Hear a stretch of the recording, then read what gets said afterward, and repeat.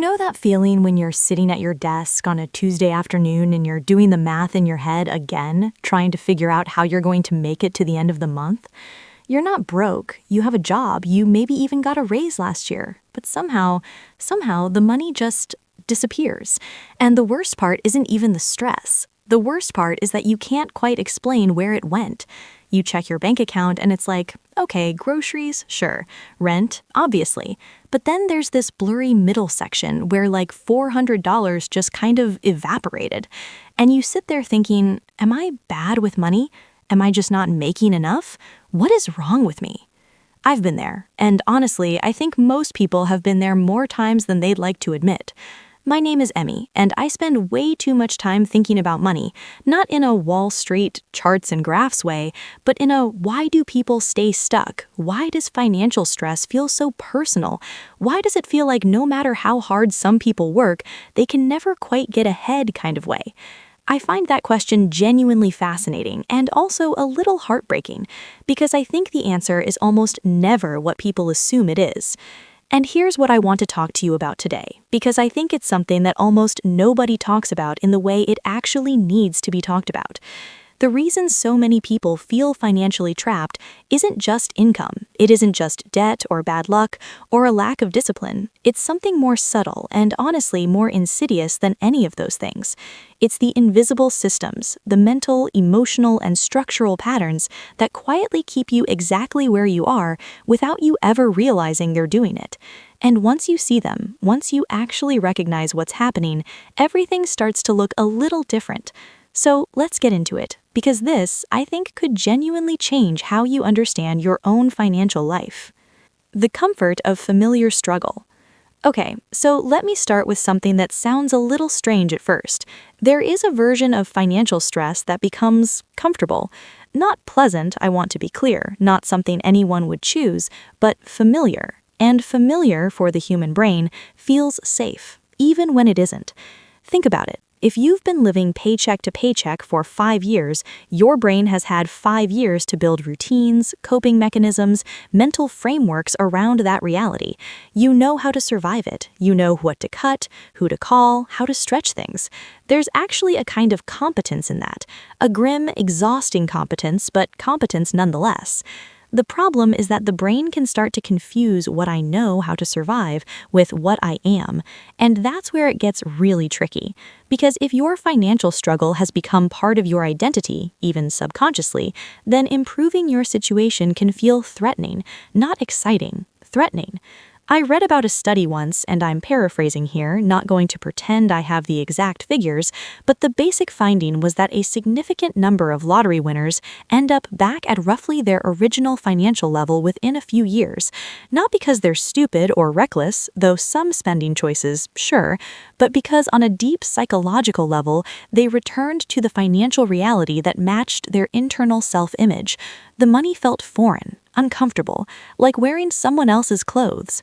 And that's not a lottery winner problem, that's a human problem. Most of us have an internal thermostat, a set point for what we believe we deserve financially. And when our circumstances drift too far above that set point, we find unconscious ways to drift back down. So the first thing I want you to sit with is this. Is it possible that part of you is more comfortable with financial struggle than with financial ease? Not because you're broken, but because ease is unfamiliar, and unfamiliar things make us nervous, and nervous brains look for reasons to retreat. The action here isn't dramatic, it's just awareness. Start noticing when you make a financial decision that feels safe but actually keeps you small. Start asking whether comfort and wisdom are the same thing in this moment. Usually they're not. The lifestyle escalator nobody warned you about. Here's something that I think is genuinely one of the sneakiest financial traps that exists, and it's so normalized that most people don't even see it as a trap. It's called lifestyle inflation, but honestly, that term sounds too clinical for what it actually is, so I like to call it the lifestyle escalator. You step on at 22, fresh out of school or your first real job, and you're happy. You're eating pasta and splitting the Wi-Fi bill, and honestly, life is fine. But then you get a raise and you think, I deserve a nicer apartment. and then another raise, and you think, I should probably have a car that actually starts reliably, and then a promotion, and suddenly your entire cost of living has scaled up at roughly the same rate as your income, and you're making twice as much money as you were 5 years ago, and somehow still feel equally broke. The escalator metaphor matters because escalators are passive. You don't decide to keep going up. You just stand there, and the steps keep moving. I want to tell you about someone, I'll call him Marcus, though that's not his real name. Marcus was a friend of a friend, and he went from making around $30,000 a year to over $100,000 over the course of a decade, which is genuinely remarkable. And when I heard about him, I thought, okay, this guy must be in a great position financially. And then I found out he had almost nothing saved, because every single time his income went up, his rent went up, his car went up, his vacations went up, his restaurant budget went up. He was on the escalator, moving constantly upward in lifestyle, standing completely still in wealth. The thing about the escalator is that it's fueled by something really understandable, the desire to signal progress, to yourself and to others. When your life looks like you're doing well, it feels like you're doing well, and that feeling is addictive. The problem is that appearances and actual financial health are often moving in completely opposite directions. There's a line I've come back to a lot over the years, the idea that wealth is not what you spend, it's what you keep. And I know that sounds obvious when you say it out loud, but when you're standing in front of a nicer apartment that you could technically afford, like the math barely works, the obvious thing feels very far away. The practical move here is to deliberately create a lag between income increases and lifestyle increases. When you get a raise, sit on it for 3 months. Park the extra money somewhere boring and intentional before you decide it should become your new baseline. The escalator runs on automatic. Making wealth requires a deliberate, slightly awkward step off. The real cost of looking rich. Building directly on that, let's talk about something that I find both fascinating and genuinely sad, which is the enormous amount of money people spend not on things they want, but on the image of being someone who has things they want. There's a certain pressure, and honestly, I don't think it's getting better in the era of social media. I think it's getting worse, to look financially successful before you are financially successful. And this isn't vanity, exactly. It's actually more complicated and more sympathetic than that. Research in social psychology has found that people make very fast, often unconscious judgments about other people's competence, trustworthiness, and status based on visible signals: clothes, car, watch, phone. And those judgments have real consequences in job interviews, in social circles, in how seriously people take you. So the pressure to spend on appearance isn't entirely irrational. It's responding to a real social dynamic. But here's where it becomes a prison. When you're spending to maintain an image, when the brand of your bag or the trim level of your car or the neighborhood you live in is partly about what it says to other people, you have handed over control of a significant portion of your financial life to the imagined opinions of people who, if we're being honest, are mostly thinking about themselves. I think about this sometimes when I see someone driving a really expensive car, and I catch myself wondering, is this car because they love cars, or is this car because they need people to know they can afford this car? And those are totally different things. One is spending on something that genuinely brings you joy. The other is renting someone else's approval. The trap is this: looking wealthy and being wealthy are fundamentally in tension with each other in the early stages of building financial security. The money you spend maintaining an image is money that cannot compound. It cannot grow. It cannot one day fund a version of your life where you have actual choices. The shift I'd encourage is a quiet one. Start asking for every significant purchase 2 questions. First, do I actually want this? And second, would I still want this if nobody would ever know I had it? Those 2 questions together reveal a lot. The debt that disguises itself as normal. Let me talk about debt for a second, because I think the conversation around debt is usually too simple in both directions. Either it's treated like a moral failing, like if you have debt, you just weren't disciplined enough, which is kind of a cruel framing, or it's completely normalized to the point where people stop seeing it as something worth addressing. And the particular kind of debt I want to talk about is the quiet kind, not the dramatic emergency kind, the kind that just accumulates. A credit card balance that's been hanging around for 3 years, a car payment that technically fits in the budget, a buy now, pay later thing from 18 months ago that you thought would be done by now. Each of these things on their own feels manageable, and that's exactly the problem. Because when things feel manageable, we stop fighting them. We accommodate them. We build our entire financial life around their presence as if they're just permanent features of the landscape, like a hill or a river. Oh yes, there's the monthly payment. It's just there. It's always been there. But debt isn't neutral. Every single dollar you owe is a dollar that is working against you, actively, with interest, sometimes aggressively. And the month-to-month payment is not the actual cost. The actual cost includes every dollar of interest, every month you can't invest because the cash is going to servicing the debt, every opportunity that doesn't happen because your financial options are constrained. There's a concept called the debt anchor, the idea that debt doesn't just cost money, it costs mental and emotional bandwidth. Studies on cognitive load have shown that financial stress, including the ambient low-grade stress of carrying debt, measurably reduces people's ability to think clearly, plan ahead, and make good decisions.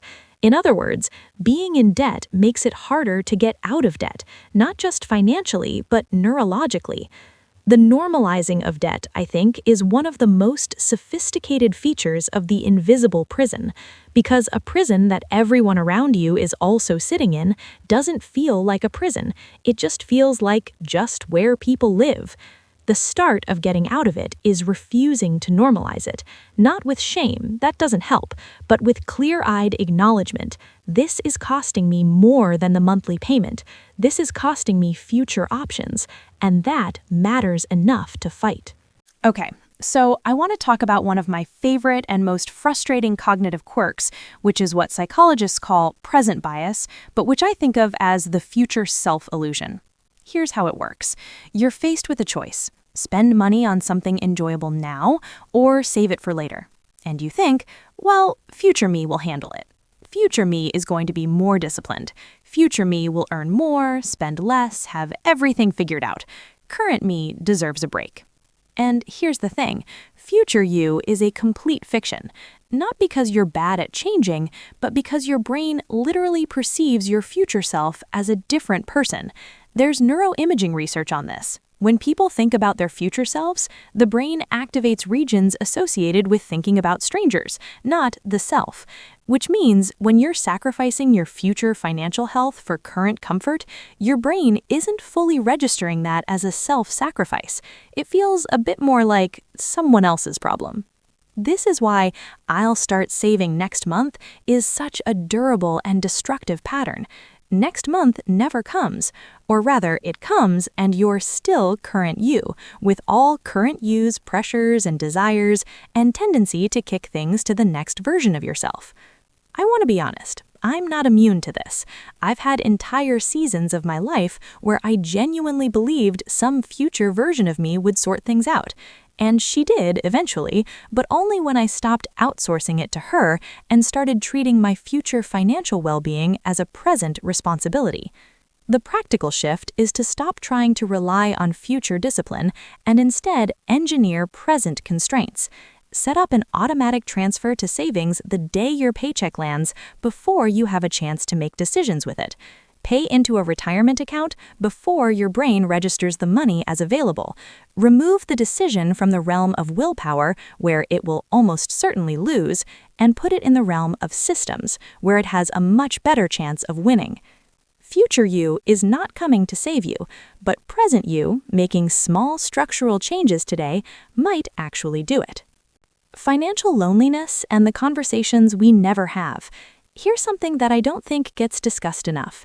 Money is probably the most taboo topic in most people's social lives, more than religion, often more than politics. You can know someone for 15 years and have absolutely no idea what they earn, what they owe, how they actually feel about their financial situation.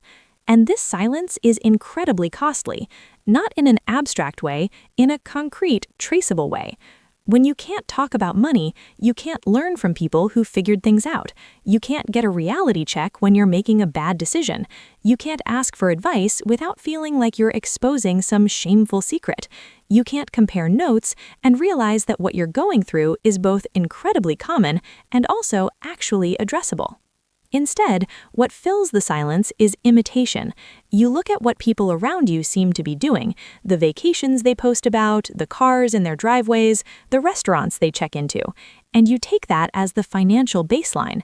You assume that what you see is what is, and then you either try to match it, which, as we've talked about, can be financially devastating, or you feel inadequate because you can't, which is emotionally devastating. Neither of those is based on reality, because what you see is curated, filtered. Nobody posts the argument about the credit card bill. Nobody's Instagram story is, "Just realized I have almost nothing saved and I'm 34 and I'm kind of panicking." The silence serves almost nobody except the systems that profit from people making unconscious, imitative, anxiety-driven financial decisions. Now, I'm not suggesting you announce your net worth at dinner parties, but I am suggesting that you find or build some space for honest financial conversation with a close friend, a partner, a financial therapist, someone. Because the loneliness of financial stress is its own particular kind of heavy, and it makes everything harder to see clearly. The work-spend loop and why you can't just hustle your way out. Let me be really honest about something that I think a lot of financial content gets wrong. There's this pervasive idea that the solution to financial struggle is simply to earn more, hustle harder, side hustle, grind, and eventually income will solve the problem. And income matters, obviously. I'm not going to tell you that money doesn't help with money problems, because that would be absurd. But income on its own doesn't solve the structural patterns we've been talking about. And there's a particular trap that high-earning people fall into that almost nobody talks about. It goes like this. You work really hard. You're stressed and busy and depleted, and when you're stressed and busy and depleted, you spend money on things that relieve the stress. Nice meals, convenience, comfort purchases, vacations you maybe can't fully afford because you've earned it. You've been working so hard, you deserve something. And these spending patterns are understandable. They're almost rational, given how exhausted you are. But they also mean that working harder keeps you in the cycle rather than getting you out of it. I think of this as the work-spend loop.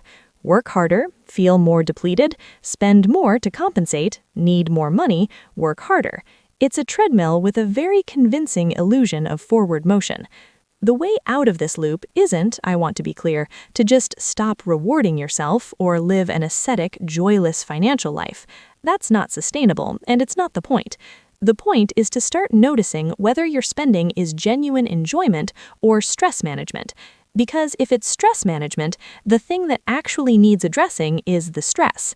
Not permanently, not by quitting your job, but by building some breathing room into your life and your budget so that your spending decisions aren't being made from a place of chronic depletion. Decisions made from exhaustion and stress are almost always more expensive than decisions made from a place of calm. That's just the reality of how human brains work. The compound effect of small decisions. I want to spend a moment on something that sounds small but is actually enormous, which is the power of compounding and how it works in both directions.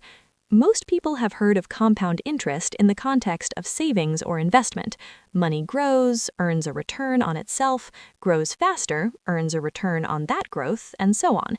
It's genuinely magical when you actually sit with the math. But compounding works in your behaviors too.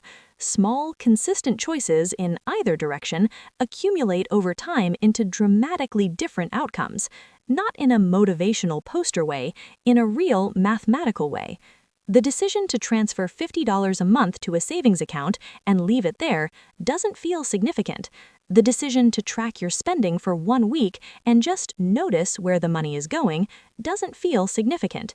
The decision to pause before making a purchase of over $30 and ask whether it's truly wanted or just reflexive, none of these things feel significant. But compounded over years, consistent, small choices, and I mean truly consistent, boring, unsexy consistent, are the actual mechanism of financial change for most people. Not the dramatic windfall, not the perfect investment at the perfect moment, not the radical lifestyle overhaul that lasts 3 weeks, just the consistent, small thing repeated until it becomes automatic. There's a version of the invisible prison that is maintained entirely by small, invisible decisions. The daily coffee that you don't think about, the subscription you forgot you had, the lunch that was easier than making something. None of those things are villains, but collectively, consistently, they are the architecture of your financial life, and you can't change the architecture without first seeing it clearly. Seeing the bars. What comes after awareness? So we've talked about a lot of patterns, the familiar struggle that becomes identity, the lifestyle escalator, the image spending, the normalized debt, the future self-illusion, the silence around money, the work-spend loop, the compound effect of small decisions. And I want to acknowledge something. Knowing about these patterns is not the same as being free of them. Awareness is the beginning, not the solution.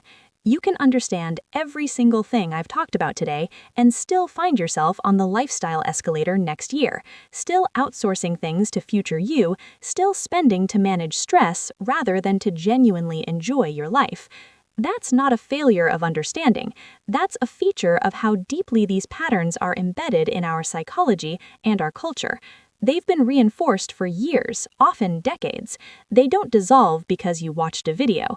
But here's what awareness does do, and it's not nothing. It changes the quality of your choices. When you understand the work-spend loop, the next time you're about to make a stressed, exhausted purchase, there's a small voice that recognizes what's happening.